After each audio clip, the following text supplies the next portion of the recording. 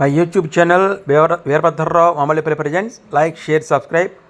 శ్రీరాముని తీసుకుని రమ్మని కైకేయి సుమంతుడిని ఆదేశించుట. శుక్లాంబరధరం విష్ణుం శశివర్ణం చతుర్భుజం ప్రసన్నవదనం ధ్యాయేత్ సర్వవిఘ్నోపశాంతయే.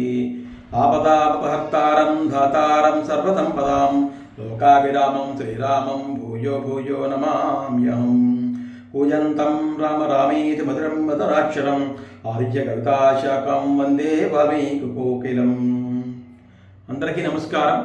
మా తల్లిదండ్రులకు నమస్కారాలు, మా గురువులకు నమస్కారాలు. ఈరోజు అయోధ్యాకాండలో, రామాయణంలో అయోధ్యాకాండలో మనం తెలుసుకునే విషయం,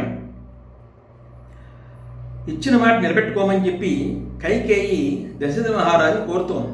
నేను 2 వరాలు అడిగాను కదా, ఆ 2 వరాలు ఇచ్చావు కదా అని చెప్పి దశరథ మహారాజుని కైకేయి అడుగుతోంది.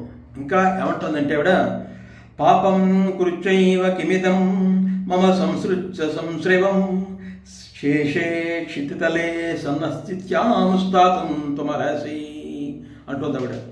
ఇంకా ఆ కైకేయి ఏమంటుందంటే, వరములు ఇస్తానని చెప్పి ప్రతిజ్ఞ చేసావు నువ్వు, ఇప్పుడు ఏదో పాపం చేసిన వాళ్ళగా పశ్చాత్తాపం పొందుతున్న వాళ్ళగా ఎందుకు ఈ విధంగా నేలపడి ఇలా దొరుకుతున్నావు? ఎందుకు ప్రతిజ్ఞ నిలబెట్టుకోవు? నీ మర్యాదను ఎందుకు కాపాడుకోవు అని చెప్పి అక్కడ కైకేయి దశరథ మహారాజుని అడగడం జరిగింది. సత్యమేక పదం బ్రహ్మ సత్యే ధర్మ ప్రతిష్ఠిత సత్యమేవాక్షయా వేదా సత్యేనావాస్యతే పరం. ఇంకా ఏం చెప్తున్నట్టు సత్యం గురించి చెప్తున్నారు. ఇక్కడ సత్యము ఎటువంటిది, ఎంత విలువైన ఉంటుంది, సత్యం యొక్క గొప్పతనం అని చెప్తుంది కైకేయి. ఎందుకు చెప్తుంది ఇవిడ సత్యం యొక్క గొప్పతనం చెప్తుంది ఇవిడ? ఈ సత్యాన్ని ఆవిడ ప్రేరణ చేస్తుంది దశరథ మహారాజులో. నువ్వు ఎప్పుడు సత్యం తప్పనివాడు కదా, ధర్మాన్ని ఆచరించేవి కదా, నువ్వు నాకు వరాలు ఇస్తాను మాట ఇచ్చేవి కదా, ఎందుకు మాట తప్పుతున్నావు అని చెప్పి ఆవిడ సత్యం యొక్క గొప్పతనాన్ని చెప్పుకుంటూ వస్తుంది. ఇక్కడ సత్యం అనేటువంటిది ఒక పరబ్రహ్మ స్వరూపం. ధర్మాచార పరాయణులని ఆచరిస్తూ ఉంటారు. మరి వేదాలన్నీ కూడా ఈ సత్యాన్ని ప్రతిపాదిస్తున్నాయి. పరమార్థమైన మోక్షాన్ని కూడా ప్రాప్తించేటువంటి సత్యం వల్లే ప్రాప్తిస్తుంది. మరి సజ్జనులలో చాలా ఉత్తమైన వాడివి, నీవు ధర్మాన్ని తప్పని వాడివి అయినట్లయితే నువ్వేవైతే వరాలు ఇచ్చావో ఆ వరాలు నాకు నెరవేర్చు అని చెప్పి ఆవిడ చెప్పడం జరిగింది. ఇంకేమంటున్నది, ఇంకా శ్రీరాముని వనానికి పంపించినట్లయితే నేను వెంటనే నీ ఎదుటినే ప్రాణాలను పంపకపోతే శ్రీరాముడు వనాలు పంపకపోతే నీ ఎదుటినే ప్రాణాలు తీసుకుంటాను అని చెప్పి ఆమె చెప్పడం జరిగింది. ఇంకా ఏమంటుందంటే, నిన్ను త్యజిస్తాను, నీకు పుట్టిన పుత్రుని కూడా వదిలేస్తాను దశరథ మహారాజు సమాధానం చెప్పాడు. ఇక్కడ ఇలా అంటుంటే కైకేయి దశరథ మహారాజు ఏం చెప్తున్నాడంటే, నిన్ను త్యజిస్తాను, విడిచిపెట్టేస్తాను, ఎంతో ప్రేమగా పెళ్లి చేసుకున్నాను నిన్ను, అటువంటి నిన్ను నేను విడిచిపెట్టేస్తాను, భరతుని కూడా విడిచిపెట్టేస్తాను అని చెప్పి ఆయన చెప్పడం జరిగిందనమాట. త్వయా సపుత్రయానైవ కర్తవ్యా శరీరక్రియా వ్యహంతాస్య శుభాచారే యది రామాభిషేచనం. మరి నా అంత్యక్రియలన్నీ కూడా శ్రీరాముడే నిర్వహించాలి, నీకు కానీ నీకు కుమారుడైనటువంటి భరతుడు కానీ నిర్వహించడానికి వీలు లేదు, మీకు అటువంటి అధికారం లేదు అని చెప్పి దశరథ మహారాజు కైకేయి చెప్పడం జరిగిందనమాట. ఇంకా ఏమన్నాడంటే, వశిష్ఠుడు కార్యదక్షుడే ఉన్నాడు. ఇక్కడ ఈ విధంగా జరుగుతుంది. ఇక్కడ వీళ్ళిద్దరికి సంభాషణ జరుగుతుంది. అక్కడ సభలో ఏం జరుగుతుందంటే, దశరథ మహారాజు ఉన్నటువంటి ఆ కొలువులోకి వెళ్ళాలి. ఇంకా అక్కడ వాళ్ళందరూ మరి సన్నద్ధమై ఉన్నారు కదా పట్టాభిషేకానికి. అక్కడ వశిష్ఠ మహర్షి ఆయన ఏమంటాడంటే, కార్యదర్శిని సుమంత్రతో చెప్తున్నాడు, ఓ సుమంత్ర, నేను ఇక్కడికి వచ్చినట్లుగా రాజుగారికి శీఘ్రంగా చెప్పు, విన్నవించి వెళ్ళి పలుకు అని చెప్పి చెప్పన్నాడు వశిష్ఠ మహర్షి. నేను ఇక్కడ వచ్చాయని చెప్పు అని చెప్పి ఆయన చెప్పడం జరిగిందనమాట. ఇక్కడికి అంచేత ఇంకా వశిష్ఠ మహర్షి ఏం చెప్తున్నాడంటే, పట్టాభిషేకం కోసం సముద్ర జలాలతోటి, గంగా నదీ జలములతోటి బంగారు కలుషాలని కూడా నింపబడి ఉన్నాయి.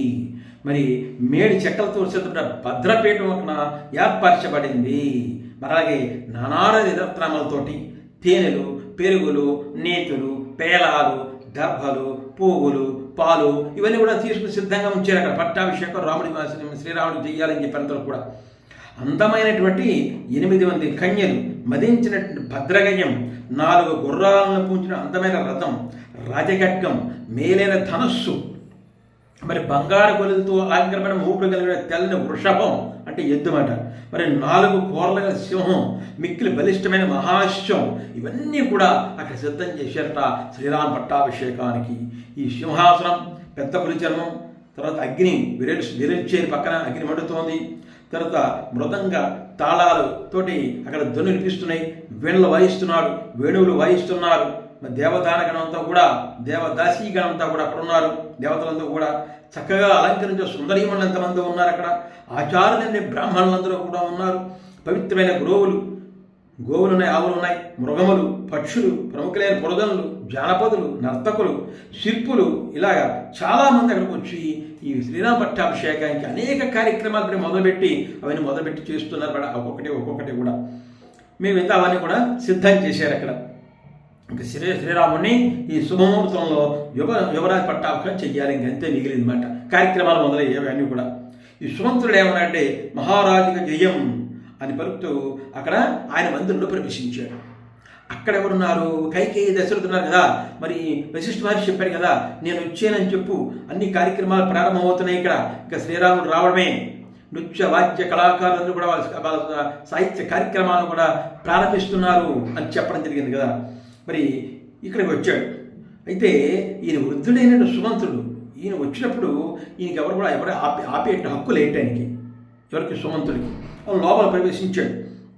ఇది రాజాజ్ఞ మాట. ఎప్పుడైనా రాజుగారి దగ్గరికి వచ్చేసారు సుమంతుడైన ఆయన. ఈ రకంగా వచ్చేటికి అందరూ చూశారు.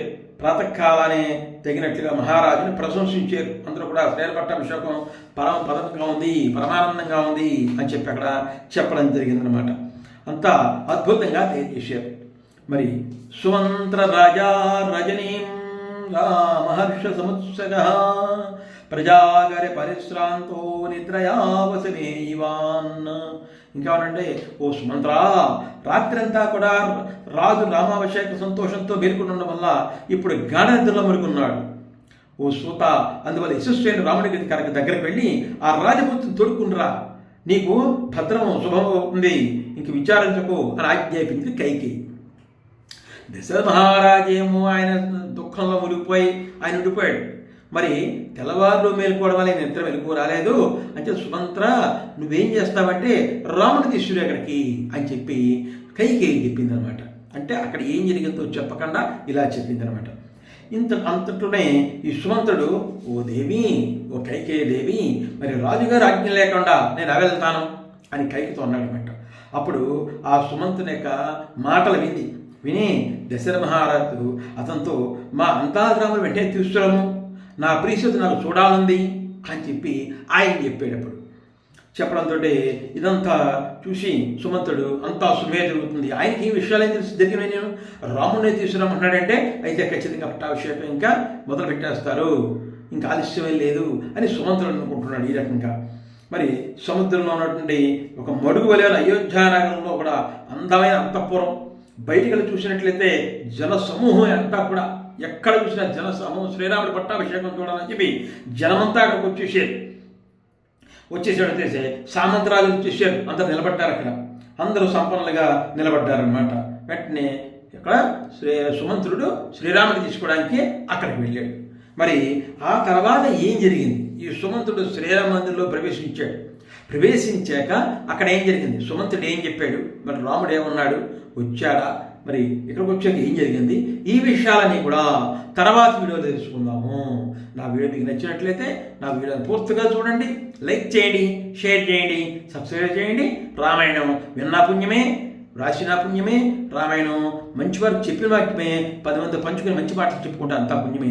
రామాయణం మహాకావ్యం పుణ్యమైనటువంటిది. నా YouTube channel Veerabhadrarao Mamidipalli presents. Like చేయండి, షేర్ చేయండి, సబ్స్క్రైబ్ చేయండి.